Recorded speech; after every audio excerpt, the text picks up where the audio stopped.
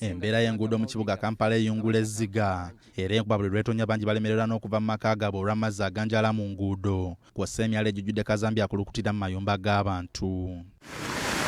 Olwaleero Lord Mayor wa Kampala Erias Lukwago afulumiza alipoota ekwata ku mbeera y'enguudo mu kibuga Kampala eraze ensimbi ezizza ziyisibwa ku nguudo kw'ossa ezitandikibwako n'ezo ezikolebwa akasobo wadde ng'ensimbi ezizikola zaayisibwa dda. The contractors got the contract. The money is there. No work at all.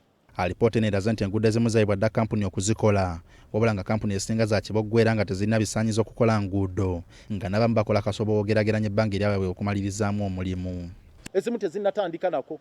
Enguudo nga olwa Saapolo Kaggwa genda yolaba ebinnya ebiriwo. Lord Mayor ategeeza nti enguudo nga Salama Road, Saapolo Kaggwa Road, Mutesa 1 Road, oluguudo oluli mu kibangirizi ky'abannamakolera e Namuwongo, ssente eziteekeddwa okuzikola zaayisibwa dda kyokka nga abaweebwa omulimu guno be baludde okugutandikako. Lord Mayor agamba nti n'abo abakola n'okuddaabiriza enguudo nga Old Port Bell Road olugenda e Luzira, Wamala Road e Kabowa, Luwafu Road e Makindye, Ssentema n'endala bakola kasobo okusinziira ku budde obwabaweebwa bwe bali balina okumaliririzaamu omulimu guno. For Port Bell Road, the contract was signed on 5th December 2022, duration 36 months, but right now the physical progress is 3.1%. Lukwago ategeezezza nti buli kimu baali bakiteeseteese bulungi era singa kati emirimu gitambula kinnawadda wabula buli kimu kyatandika okwonooneka oluvannyuma lwa Pulezidenti Museveni okwogereza Ssaabaminisita n'abamu ku bakulu mu KCCA ne basala b'enguudo okuziba bannamagye baziddaabirize. Baagamba nti balina bukugu bwetaagisa okukola enguudo.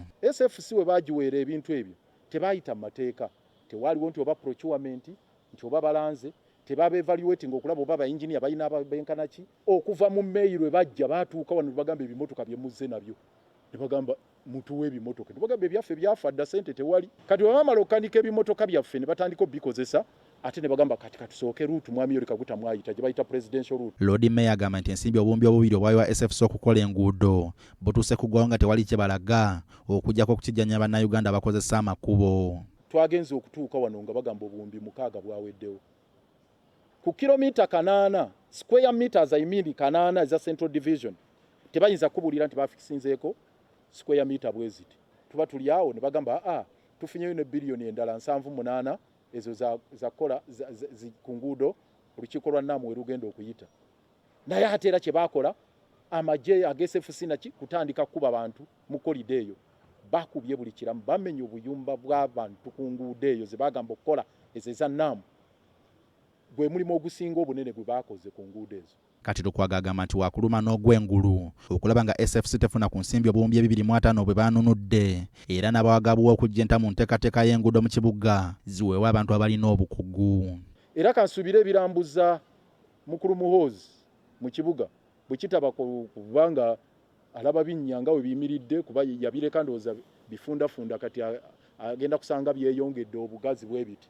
Naye tumusaba bw'amala okulambula akwate SFC yagize mu barracks. Lukwago alumiriza Meya w'e Kawempe Emmanuel Solunjogi okukukuta n'omumyaka wa Ssenkulu wa SCCA Engineer David Luyimbazi. Baagamba nti bakukuta ba SFC ensimbi wadde nga ne mu nsimbi ezasooka tewali kye yakolamu wabula Solunjogi we twogeddeko naye binabiise by'amatu ga mbuzi okwagala okumuliisa engo. Ebyo bye bakukutamu ne ba Luyimbazi wano mu meeting tujja mutwala kirinnya mutikka Serunjogi tujja kuteeka ku listi ya kyofa tugabe tugambe nti we persona nandi gulata bw'obanga ojja wano okukuta bw'obanga ojja wano tukole emirimu jangu naye bw'ojjanga okukuta mu ofiisi eyo ku bulumi bw'abanna Kampala mbowulidde waliyo biliyoni 2.5 oziwunyiriza ojje tujja kufaafagana nammwe.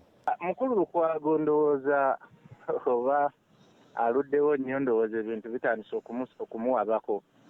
Bwana Lord Mayor akimanyi bulungi nti zino project bbiri za njawulo.